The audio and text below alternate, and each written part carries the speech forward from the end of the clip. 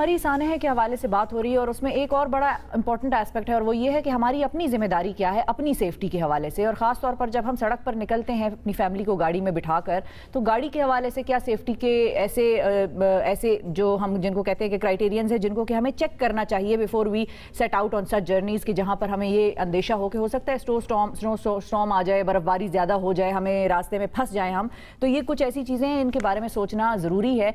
और फिर ऐसे हालात में कि जब आप किसी और से ये तवक्को नहीं कर सकते कि वो आपकी मदद करेगा, क्योंकि हमने ये भी देखा है कि मरी में लोग तो जो गाड़ी को धक्का भी लगा रहे थे वो भी उसका मुआवजा मांग रहे थे, तो फिर ऐसी सिचुएशन में तो आपकी अपनी जिम्मेदारी सबसे ज़्यादा बढ़ जाती है कि आपने सबसे पहले अपना ख्याल रखना है। तो इस हवाले से हम बात करेंगे। हमारे साथ नियाज मलिक साहब मौजूद हैं जो कि मोटिवेशनल स्पीकर भी हैं और कॉर्पोरेट सेक्टर की अगर हम बात करें तो बड़े बड़े ओहदों पर बड़ी बड़ी कंपनीज के साथ फाइज रहे हैं, तो इनसे हम जानेंगे कि अपनी सेफ्टी के हवाले से हम क्या कर सकते हैं। अस्सलाम वालेकुम नियाज साहब।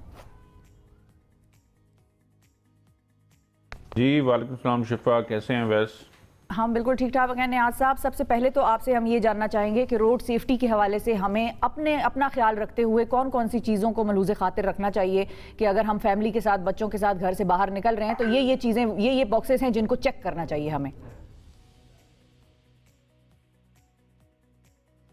जी थैंक यू सो मच शिफा। सबसे पहली बात तो ये है कि अपनी, जैसे आपने कहा ना, कि अपनी ज़िम्मेदारी का एहसास हमें खुद निभाना होगा। और चूंकि मैं एक्सीडेंट के बाद इस चीज़ से डायरेक्ट मुतासर हुआ हूँ, तो मैं आई होप करता हूँ कि आज का ये जो सेशन है हमारा, इससे लोग कुछ चीज़ें, कुछ सबक हासिल कर पाएंगे।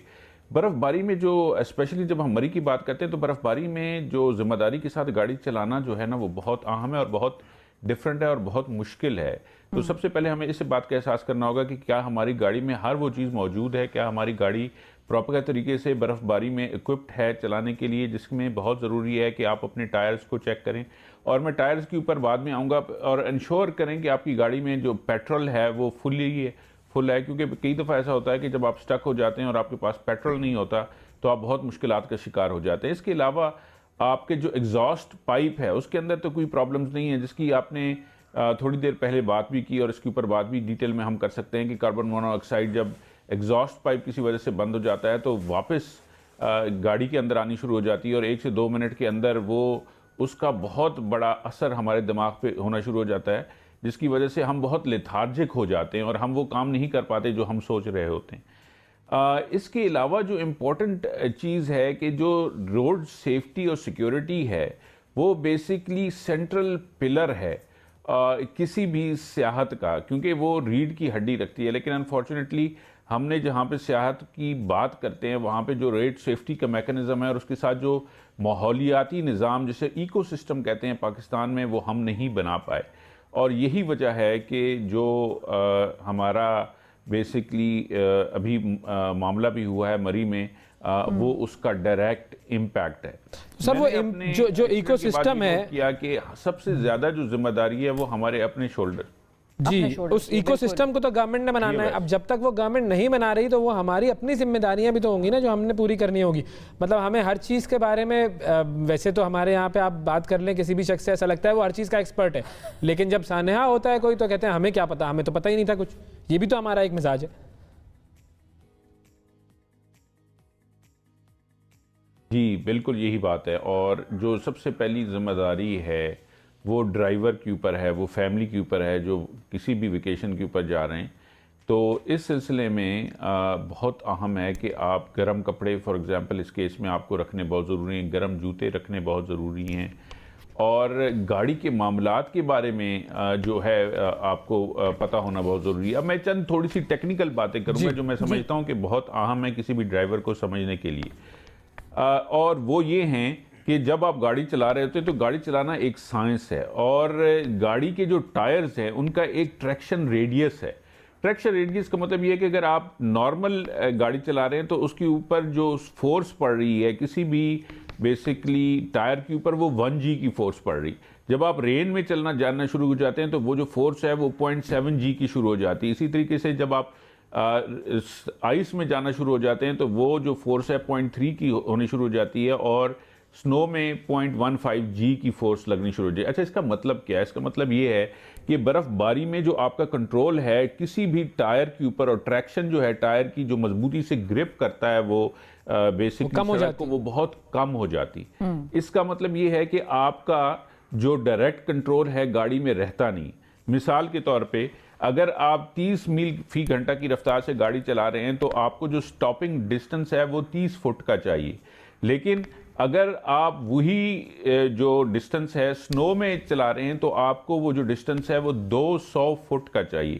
अब चूंकि हमारे बहुत से लोगों ने बर्फबारी में गाड़ी नहीं चलाई हुई, तो लोगों को अंदाजा ही नहीं है कि कितना डिस्टेंस चाहिए होगा किसी भी स्टॉप करने के लिए गाड़ी को। अगर आप गाड़ी को मोड़ रहे हैं बर्फबारी में और आप 30 मील की फी घंटा की रफ्तार से अगर गाड़ी को आप मोड़ रहे हैं तो आपको मिनिमम जो डिस्टेंस रिक्वायर्ड है वो कम से कम जो है 30 मीटर का डिस्टेंस आपको रिक्वायर्ड होगा। लेकिन वही चीज़ अगर आप बर्फबारी में कर रहे हैं तो आपको जो अपनी रफ्तार है 30 मील से 8 मील के ऊपर करनी होगी। इसी तरीके से अगर आप गाड़ी को रोक रहे हैं किसी भी वजह से, अगली गाड़ी और पिछली गाड़ी में, तो नॉर्मल कंडीशंस में जो आपको डिस्टेंस रिक्वायर्ड होता है या जो रिएक्शन टाइम रिक्वायर्ड होता है वो 3 से 4 सेकंड का होता है, लेकिन बर्फबारी में वही रिएक्शन टाइम 10 से 12 सेकंड का हो जाता है। अब ये वो चंद चीजें हैं, आम सी चीजें जो हमें अपने लोगों को सिखानी होगी। इसी तरीके से गाड़ी की जो आपने गाड़ी को क्या सही तरीके से अपनी गाड़ी को फुली तरीके से देखा है। मिसाल के तौर पे रेडिएटर का जो पानी है और जो आपका विंडशील्ड है, विंडशील्ड वो है पानी जो आप अपनी जो आपकी स्क्रीन है या विंडो है उसके ऊपर मारते हैं, तो उसके में जो डी आइसिंग वाली जो चीज़ें हैं वो उसके अंदर शामिल होनी चाहिए, ताकि जब आप पानी की फुहार निकले तो ये ना हो कि वो फ्रीज हो जाए, जिसकी वजह से और इम्पैक्ट ये होता है कि आपका गाड़ी के एक्सीडेंट शुरू हो जाते हैं। ये वो जिम्मेदारियां हैं जो हमने खुद निभानी है, और बहुत से मामलात में जब एक्सीडेंट्स होते हैं तो जो पर्सनल जिम्मेदारी है वो भी पूरी नहीं हो पाती। एक तो जैसे अवैस ने कहा है ना कि गवर्नमेंट की जिम्मेदारी तो गवर्नमेंट ने पूरी करनी, लेकिन जो रोड सेफ्टी है वो सबसे ज़्यादा अहम हमारी अपनी जिम्मेदारी, जो मैं टोटल पार्कों के साथ मिलकर और मैं जब से मेरा एक्सीडेंट हुआ है इसके ऊपर मैं एक शऊर बेदार करने की कोशिश कर रहा हूँ। लेकिन ये जो शऊर बेदार करने के लिए हम सबको बहुत ज़्यादा मेहनत करनी पड़ेगी, और गाड़ी को चलाते वक्त हमें गाड़ी को सीरियस लेना पड़ेगा। देखिए आपके हाथ में चंद चीज़ें हैं, एक आपके हाथ में ब्रेक है, एक आपके हाथ में क्लच है, एक आपके हाथ में स्टीयरिंग व्हील है, और ये चंद चीज़ें अपने हाथ में रखते हुए हम समझते हैं कि शायद हम खुदा बन गए या हम उस्ताद बन गए गाड़ी के। बेसिकली गाड़ी हमारी उस्ताद है। मैंने तो अपने एक्सीडेंट के बाद ये देखा है, और गाड़ी को जो इज्जत चाहिए, जो वकार चाहिए उसको चलाने के लिए वो हमें अपने जहन में हर वक्त रखना होगा। अच्छा, उसके अंदर हमारा जो लाइसेंसिंग का मैकेनिज्म है उसको भी देखना पड़ेगा ना, कि हमारे यहाँ पे लाइसेंस किस तरह मिलते हैं। मतलब कराची में तो मैं ये बात जानता हूँ कि लाइसेंस लेना एक आसान काम है, और बहुत सारे मामलात ऐसे भी होते हैं कि आपको जाना भी नहीं पड़ता, टेस्ट भी नहीं देना पड़ता था, और पहले तो लाइसेंस बन जाता था, अब तो लाइसेंस ऑफिस जाना पड़ता है क्योंकि वो डिजिटली तस्वीर ले रहे होते हैं, तो जाना जरूरी है। लेकिन वो लाइसेंस लेना बड़ा अहम है, और उसके लिए जो टेस्टिंग मैकेनिज्म्स हैं वो हमारे यहाँ पे कितने फ्लॉड हैं। देखिए हमारे पास अब जो है पुलिस इसके ऊपर मेहनत कर रही है, लेकिन मैं समझता हूँ कि गाड़ी की जो डिफरेंट कंडीशंस में गाड़ी को चलाना, फॉर एग्जांपल अगर आप नारान कागान की आपने बिगिनिंग में बात की, वहाँ पे लैंड स्लाइड्स होती हैं, वहाँ पे बारिशें होती हैं, उसमें गाड़ी को चलाना का जो तरीक़ाकार वो बहुत डिफरेंट है। जो बर्फ़बारी में गाड़ी की चलाने का तरीक़ाकार वो बहुत डिफरेंट है। बलूचिस्तान सहरा में गाड़ी को चलाने का तरीक़ाकार बहुत डिफरेंट है। तो हमारी जो पुलिस है उसे ऑल इनकम्पसिंग किस्म का करिकुलम जो है तैयार करना होगा, ताकि जो एक ड्राइवर है वो हर कंडीशंस में गाड़ी को चलाना सीख सके। अभी क्या हो रहा है कि हम बेसिकली हमारा बहुत सतही है ये करिकुलम।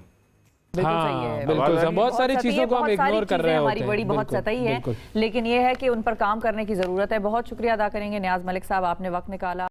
मैं आपसे रिक्वेस्ट करूंगा कि आप हमारे YouTube चैनल आई एम नियाज मलिक को जरूर सब्सक्राइब करें, ताकि ये जो उम्मीद और होप का मैसेज है हम इसे आगे बढ़ा सकें।